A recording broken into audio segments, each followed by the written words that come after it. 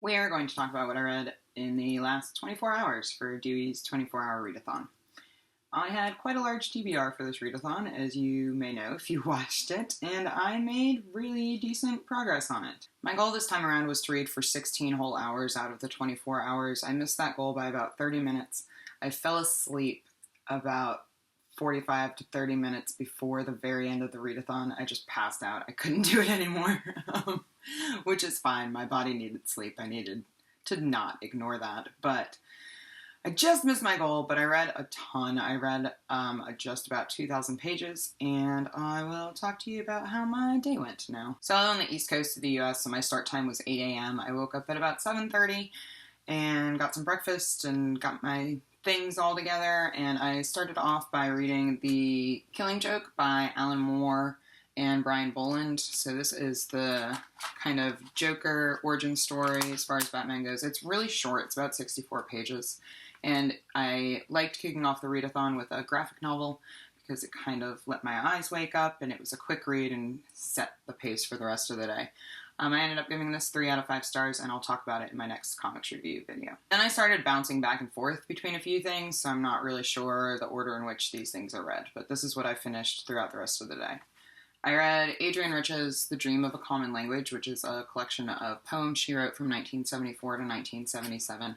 I really enjoy these poems. This is the first collection of poems by Rich that I've read, and she's been highly recommended to me on a number of occasions. So I'm glad I finally got into her. I found that poetry, I read a lot of poetry. It was really great for the readathon because you feel like you're reading a lot of pages, even though they're not really full pages. So my page count is kind of skewed for all the poetry and graphic novels, but that's fine. So I'm going to do a mini poetry review, and I'll make sure to talk about this collection coming up, but I gave it 3 out of 5 stars. The next book I finished was A Simple Heart by Gustave Flaubert. This is a novella. I kind of started to flag while reading this. I ended up taking a 2-hour nap after like the first 10 pages, but I really enjoyed the story. It's about a woman who's kind of the maid to a family and just how she feels about the family members and what happens to her. It's very quiet, very typical Flaubert. There's not a lot of action at all.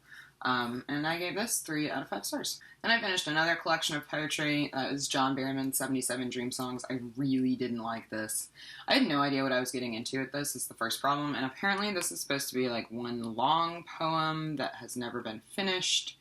And it didn't make any sense to me. And I didn't really like the writing. And I'm not a huge fan. Luckily, it was a quick read, so I pushed through it, but I gave this 1 star in the end. Then I finished listening to my first audiobook of the day, which is what I talk about when I talk about running, by Haruki Murakami. This is a really short memoir about how he became a marathon runner and how running and writing kind of go side by side in his life. I really liked it. I'm a runner, so I could relate personally to a lot of it, and I'm training for my first half marathon right now, not a full marathon, but it was kind of inspirational. I actually finished it while I was on a run, so that was kind of nice. And I gave that one 3 out of 5 stars as well. Then it was time for another graphic novel because I was starting to get a little sleepy and lethargic and restless. So I read Lock and Key Volume 1, Welcome to Lovecraft. This was really good. This is a horror graphic novel, and I don't read a lot of horror, but it wasn't too creepy for me. I thought that the art was done really well. And again, I'll talk about this in my next comics reviews video, but I gave this one 3.5. I'm still deciding stars in the end. Then I passed out for like 4 hours. I slept from about 9:30 to 2:30 in the morning Eastern time, and then I flew back awake. I was jolted awake and was like, oh god, I have to keep reading. So I finished reading Hold Your Own by Kate Tempest. This is another collection of poetry. These poems are loosely based on the myth of Tiresias, which I'm not hugely familiar with, but I know enough of to have gotten the poems. I loved this. This was amazing. I'm going to link a video down below of Kate Tempest performing one of these poems because she's just fabulous. I give this 4 stars. And again, I'm going to do a mini poetry review, and I'll talk about it more there. All day long, I had been dipping in and out of The Bloody Chamber by Angela Carter. I finally finished this at about 5:30 in the morning. I really, really liked the first 5 or 6 stories. I thought they were amazing. I thought it kind of went downhill in the end. There wasn't as much depth to the stories and the characters. but that could have been me because it was 6:30 in the morning. Overall, I loved this, though. I think Angela Carter's brilliant. I gave this one 4 out of 5 stars. And then, circa 7 a.m., I finished listening to my second audiobook, which was Big Magic, Creative Living Beyond Fear by Elizabeth Gilbert. This was just recently published.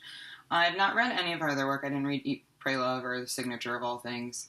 But I really enjoyed listening to this. It was great in audiobook form. It was read by the author.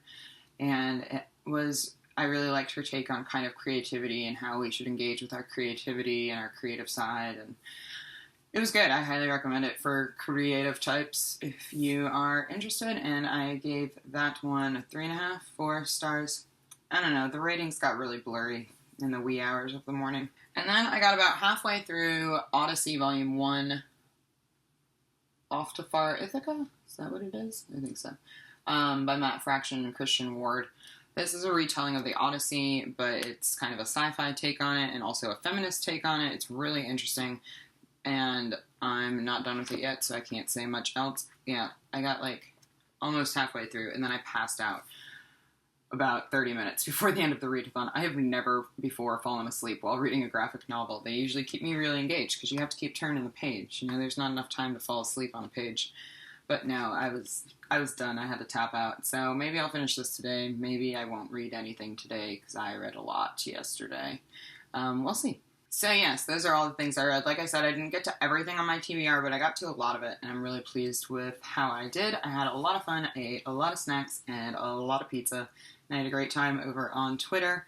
Thank you to everyone who cheered me on. I had a lot of fun talking to everyone else who participated over on Twitter. And thank you to the co-hosts, Andy and Heather, who are fabulous. I will link the 24-hour Readathon website down below. The next one will be in April of 2016, and I hope you all will join me then. If you participated, please let me know how it went, what you read, what your favorite things were about the Readathon, and I will see you all next time. Bye!